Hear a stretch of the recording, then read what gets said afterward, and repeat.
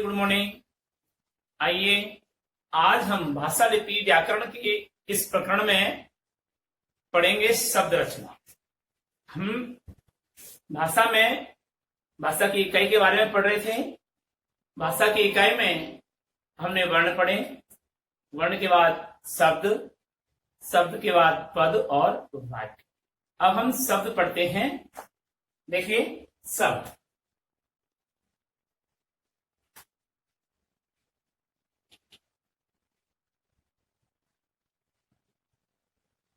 शब्द किसे कहते हैं? तो देखिए, दो या दो से अधिक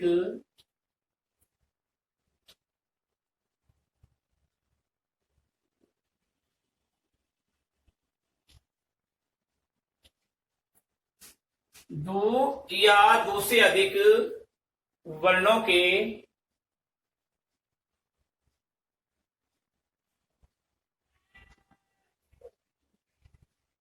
सार्थक मेल को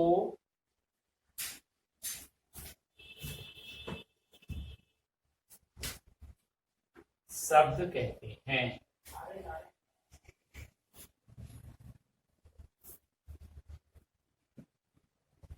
दो या दो से अधिक वर्णों के सार्थक मेल को क्या कहते हैं? शब्द कहते हैं। या सार्थक ध्वनि समूह को शब्द कहते हैं। या दो या दो से अधिक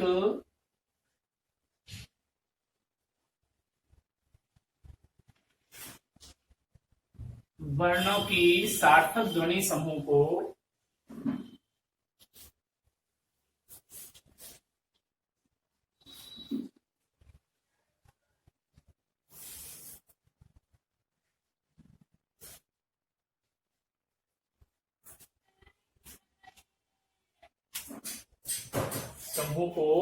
वर्ण कहते हैं।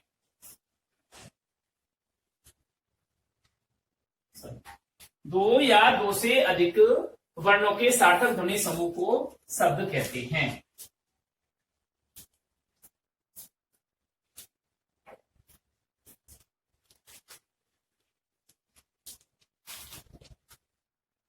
तो ये हुई आपकी परिभाषा।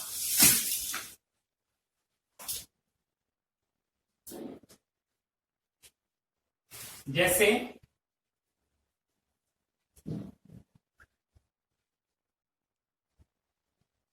भवन। अब भवन का देखिए क्या क्या कैसे बनता है। अ व अ न अ। तो कितने वर्ण हुए? एक दो तीन चार पांच छह वर्ण हुए। ठीक है, तो ये छह वर्णों से मिलकर के ये शब्द बना और इसकी ध्वनि जो निकल रही है वो सार्थक ध्वनि है। इसलिए हम कह सकते हैं कि दो या दो से अधिक वर्णों के सार्थक मेल को, इनसे जो मिलन हुआ, जो संयोग हुआ, जो ध्वनि समूह निकल करके आया वह सार्थक होगा। ठीक है, तो ये हुआ आपका शब्द की रचना। और अब देखिए आप, शब्द के बाद में आता है पद।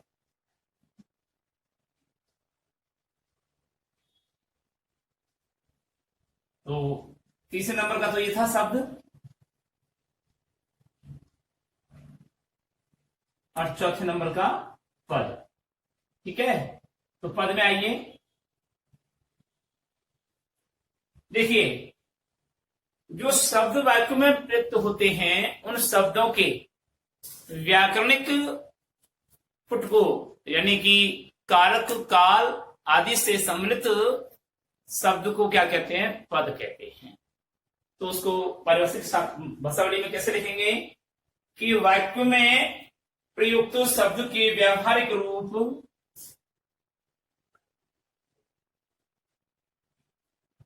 वाक्य में प्रयुक्त शब्द के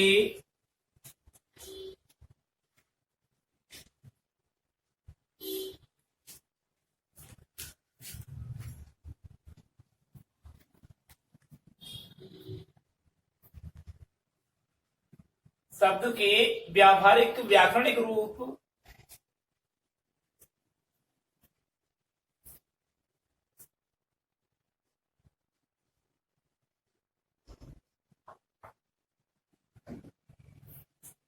जिसको हम व्याकरणिक भी कहते हैं, वाक्य में प्रयुक्त शब्द के व्यावहारिक रूप अथवा विभक्ति युक्त अथवा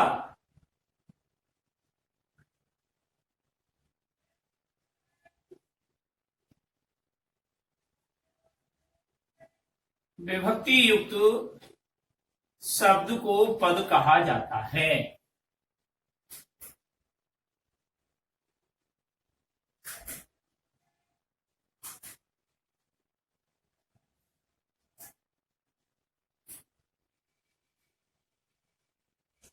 पद कहा जाता है। वाक्य में प्रयुक्त शब्द के व्यावहारिक मतलब व्याकरणिक रूप अथवा विभक्ति युक्त शब्द को पद कहा जाता है। जैसे अभी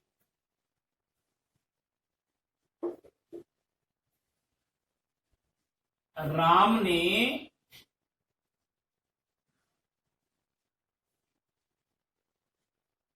रावण को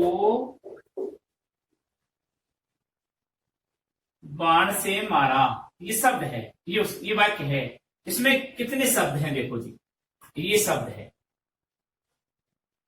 ये शब्द है, लेकिन इसमें पद कितने हैं? ये पद है, ये पद, यानी कि ये विभक्ति चिन्ह जो लगा हुआ है ने, को, से, इससे युक्त जो शब्द होता है वह पद कहलाता है। पद परिचय में भी आपको हमने बताया कि अगर पद परिचय करना होगा तो पूरा इसका करना होगा, नहीं कि रावण को करना होगा, नहीं कि रावण का। ठीक है, हालांकि उसमें लिखा हुआ नहीं आता, अंडरलाइन में राम नहीं आता है, लेकिन इसका हमको कारक से पता लग जाएगा कि ये पद है। इसका परिचय व्याकरणिक रूप में करवा रहा है, इसलिए वहां ये होता है। तो परिभाषा क्या होगी कि वाक्य में प्रयुक्त शब्द के व्याकरणिक रूप अथवा व्यावहारिक रूप या विभक्ति युक्त शब्द को क्या कहते हैं? पद कहा जाता है। यानी कारक चिन्ह, विभक्ति चिन्ह जो लगा होता है जिस शब्द के साथ में, वह पद कहलाता है। व्याकरणिक रूप को पद कहते हैं। अब आता है पांचवा, वाक्य। वाक्य में देखिए, वाक्य किसे कहते हैं? तो वक्ता के अर्थ को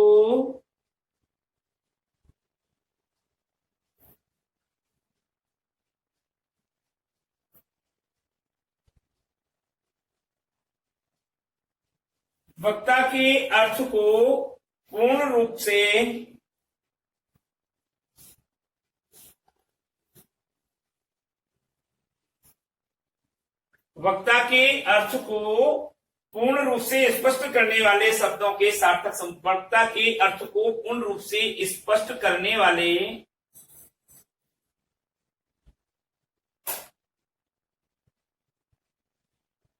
शब्दों के सार्थक समूह को वाक्य कहते हैं।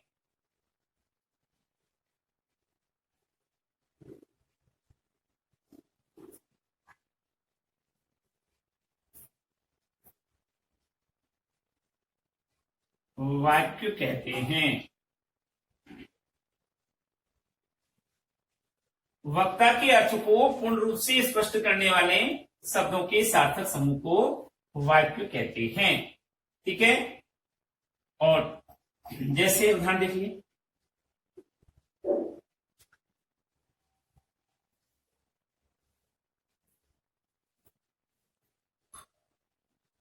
अध्यापक हिंदी पढ़ा रहा है।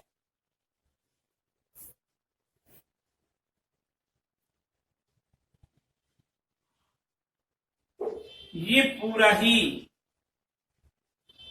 एक वाक्य कहलाया। ठीक है, क्यों? क्योंकि ये भी सार्थक शब्द है, ये भी सार्थक शब्द है, ये भी सार्थक शब्द है और ये भी सार्थक शब्द। तो वाक्य क्या कह रहा है हमारा परिभाषा के रूप में कि वक्ता यानी कहने वाला जो कहना चाहता है उसके अर्थ को पूर्ण रूप से स्पष्ट करने वाले शब्दों के सार्थक समूह को क्या कहते हैं? वाक्य कहते हैं। ठीक है, अब आता है हमारा भाषा कंप्लीट हो गया। भाषा के बाद में हम पढ़ते हैं लिपि। भाषा के बाद में आइए हम पढ़ेंगे लिपि। तो मैं बैठा रहा हूं उसको।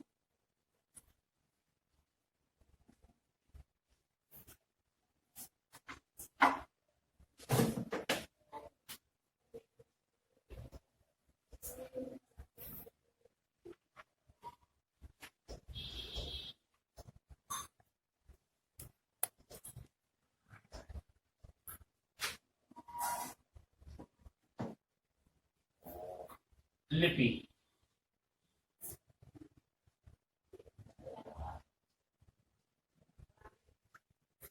लिपि के अंतर्गत देखिए परिभाषा देखिए।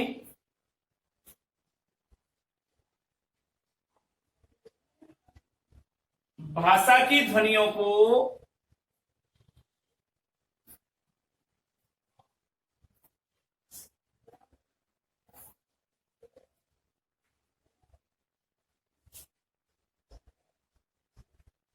भाषा की ध्वनियों को जिन लेखन चिन्हों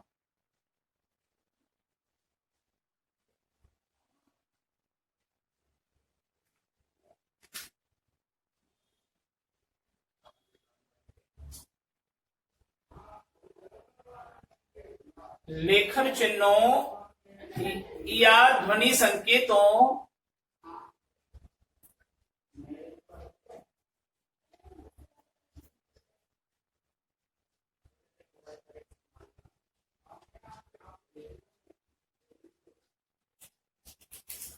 भाषा की ध्वनियों को जिन लेखन चिन्हों या ध्वनि संकेतों में लिखा जाता है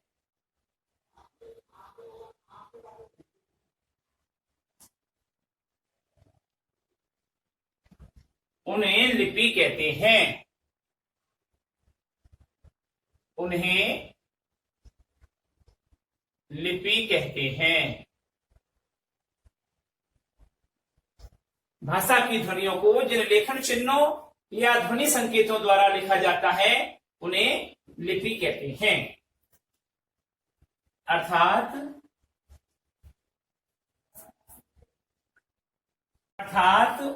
किसी भाषा की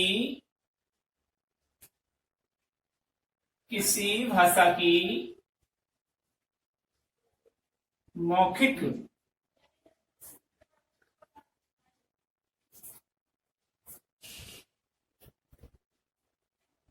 ध्वनियों को किसी भाषा की मौखिक ध्वनियों को वर्तनी चिन्हों मौखिक ध्वनियों को लिखने के लिए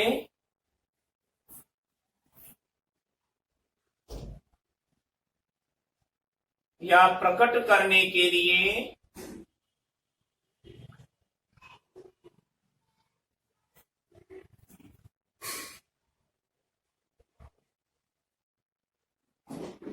जिन वर्तनी चिन्हों का प्रयोग किया जाता है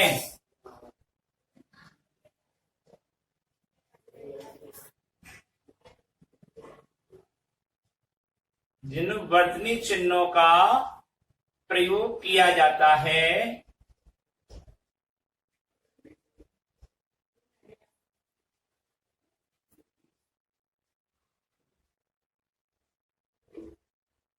उन्हें लिपि कहते हैं।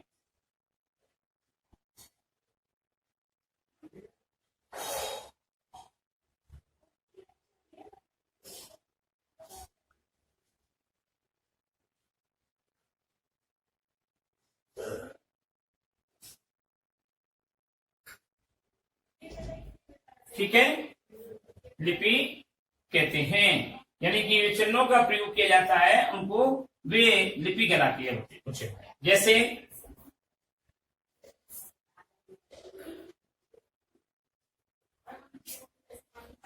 हिंदी, अंग्रेजी, जैसे हिंदी, अंग्रेजी, संस्कृत, मराठी,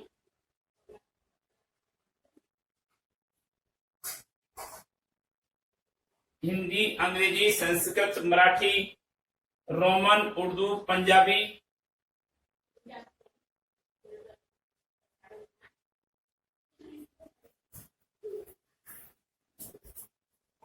रोमन, उर्दू, पंजाबी, नेपाली इत्यादि भाषाएं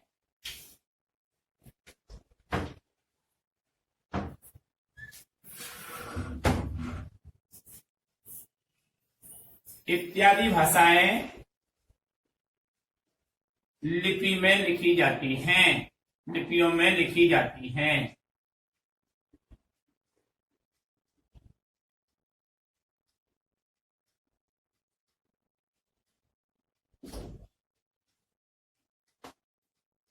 अब कौन कौन सी भाषा कौन कौन सी लिपि में लिखी जाती है उसके बारे में देखिए।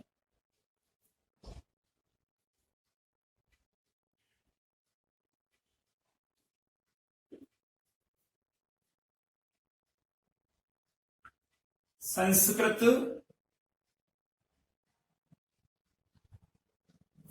हिंदी, कोंकणी, मराठी, संस्कृत, हिंदी, कोंकणी, मराठी, नेपाली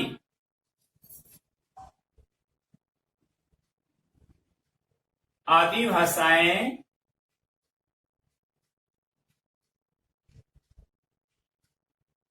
देवनागरी लिपि में लिखी जाती हैं।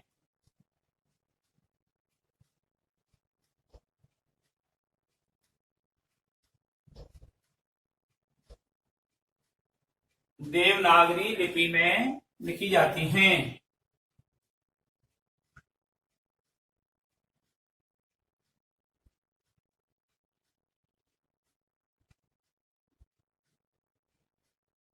नेक्स्ट, अंग्रेजी भाषा की लिपि रोमन है।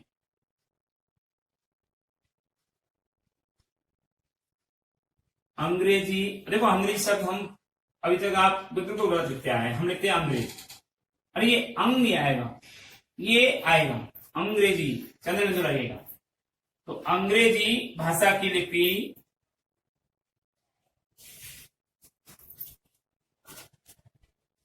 अंग्रेजी भाषा की लिपि रोमन है।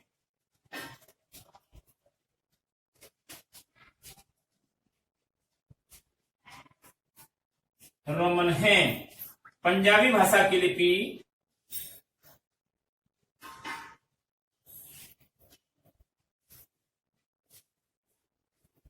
पंजाबी भाषा की लिपि गुरुमुखी है।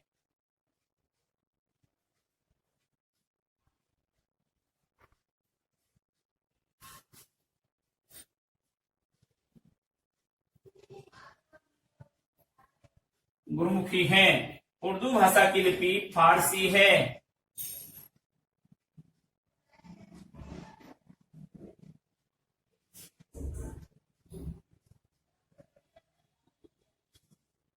लिपि फारसी है। और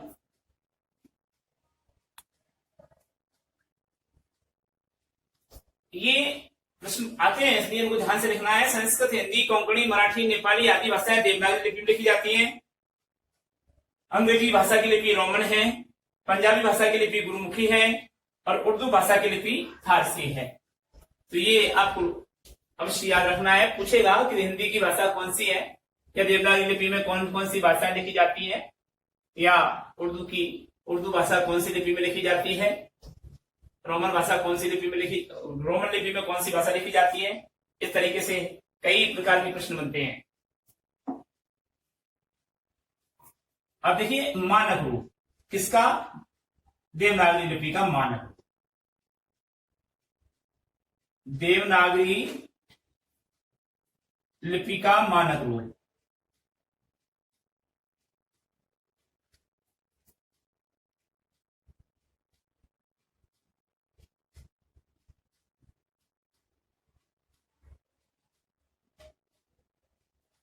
देवनागरी लिपि का मानक रूप देखिए,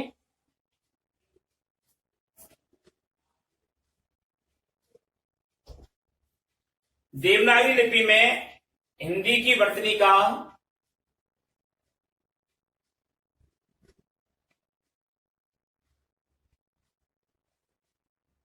लिपि में हिंदी की वर्तनी का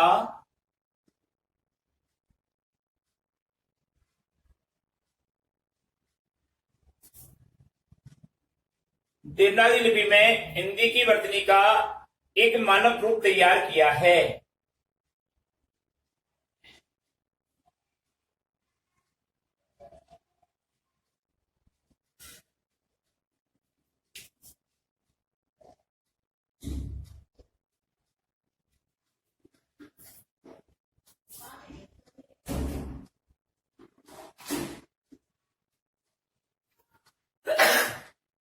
देवनागरी लिपि में हिंदी की वर्तनी का एक मानक रूप तैयार किया है जो सभी हिंदी प्रयोक्ताओं के लिए मान्य है।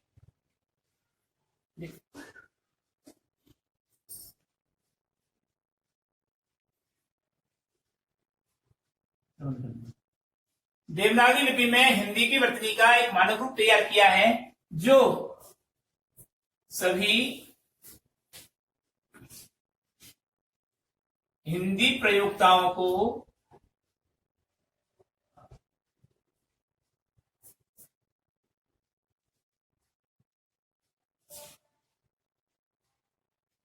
मान्य है।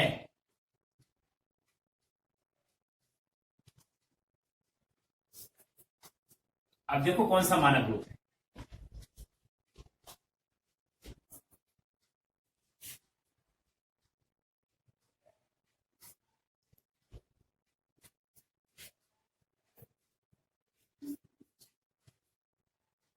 स्वर,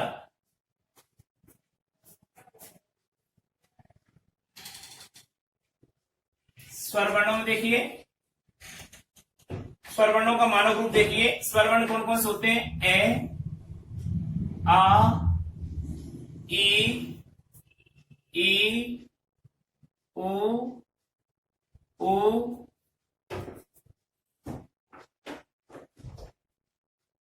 री, ए, आई, ओ, औ। ये स्वर वर्ण है।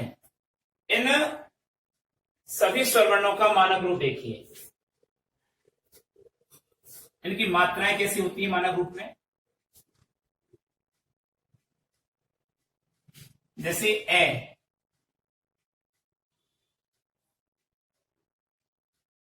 की मात्रा नहीं होती।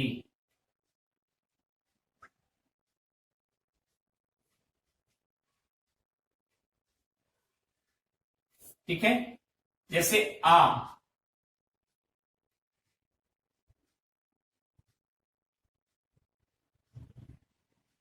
की मात्रा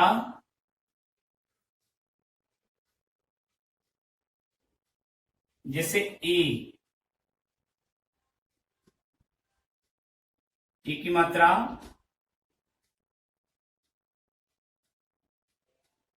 छोटी ई। ठीक है। जैसे ई बड़ी वाली, जिसको ई, इसको कहते हैं इमली, इसको कहते हैं ईख वाली। ई की मात्रा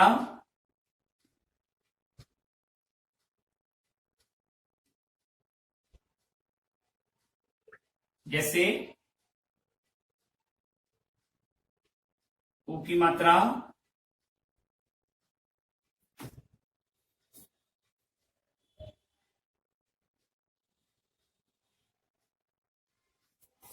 जैसे ऊ की मात्रा, बड़े ऊ की मात्रा यानी कि उल्लू वाला ऊ की मात्रा, और ये ऊन वाला ऊ की मात्रा।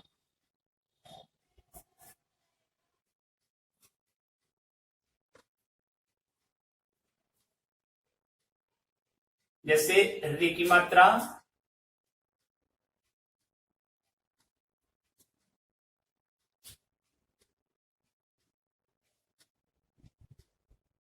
री की मात्रा इसका होता है अर्ध, अर्ध का बराबर रे हलंत। ठीक है।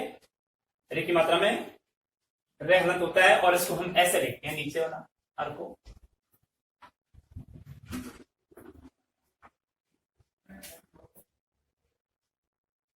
ठीक है।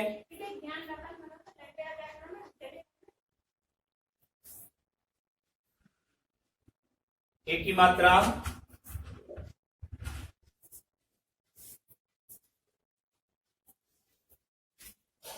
आई की मात्रा,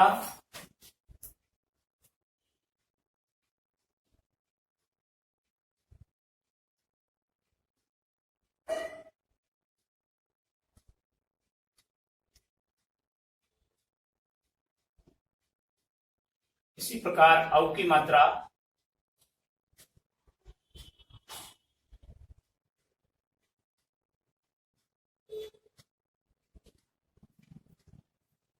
ये स्वर वर्णों की मात्रा हो गई। अब आता है अनुस्वार। अब देखिए आज का होमवर्क आपको करना है, तो होमवर्क लिखिए।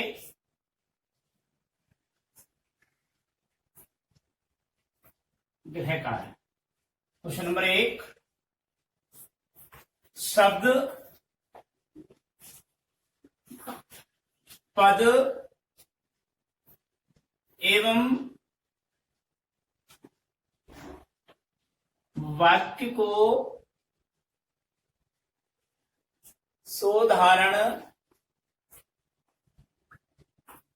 परिभाषित कीजिए।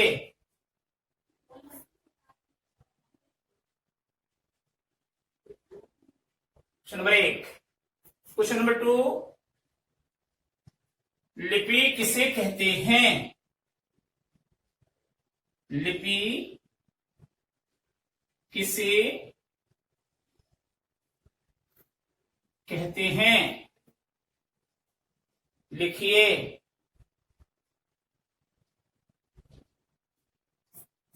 क्वेश्चन नंबर 3,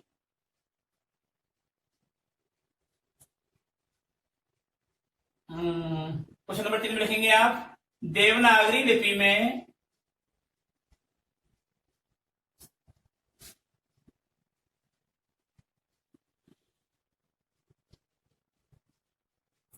कौन कौन सी भाषाओं को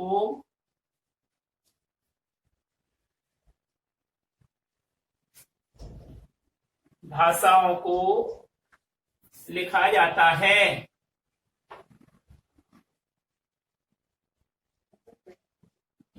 और क्वेश्चन नंबर 4, पंजाबी, अंग्रेजी एवं उर्दू भाषा की लिपियों के नाम लिखिए।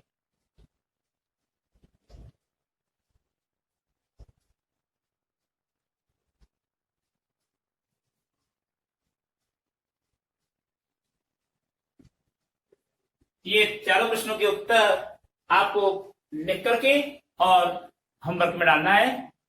अब हम अगले वीडियो में पढ़ेंगे आपके जो मानक रूप है, अनुस्वार के मानक रूप, और उसके बाद में व्याकरण और लिपि के बारे में भी आगे। तब तक के लिए नमस्कार।